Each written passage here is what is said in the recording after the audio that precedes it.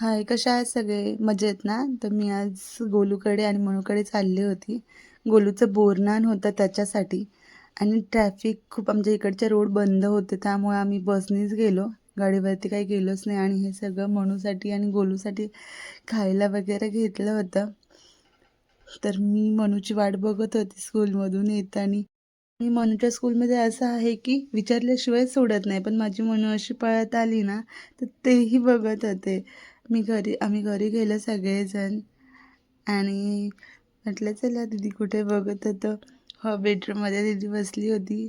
गोलू माझा तिचं चाललं होतं चॉकलेट बॉल खायचं आणि इकडं दीदीनं तोपर्यंत बिर्याणी घेतली खायला. मस्त केली होती तिने, खूप छान लागत होती. तर म्हटलं चला बघूया टेस्ट कशी लागती कशी नाही. तिला बोलले लवकर लवकर काढ, मला भूक लागली आहे, खायची आहे म्हणून. तर ती काढत होती. म्हटली थांब अगं पीस तरी घेऊ दे. आम्ही दोघी एकत्रच जेवण केलं मस्तपैकी आणि मम्मी इकडं गोलूला झोपवत होती. माझा भाऊ त्या साईडला बसला होता आणि मनूचं चाललेलं मोबाईल बघत होती मनू.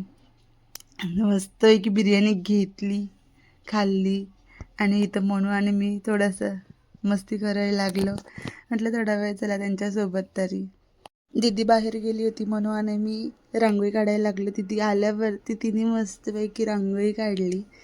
बघा शेवटपर्यंत किती छान वाटते रांगोळी. मस्तपैकी बोरनांची तयारी झाली आणि मी इकडं आवरून सगळं मस्त आवरलेलं होतं. ही दीदीची सासू आहे आणि इकडं दीदी, मम्मी आणि गोलू आहे.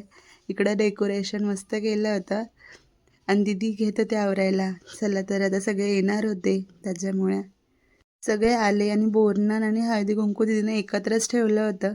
मी मी पण वळून घेतलं त्यांना.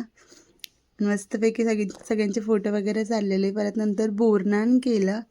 हे बघा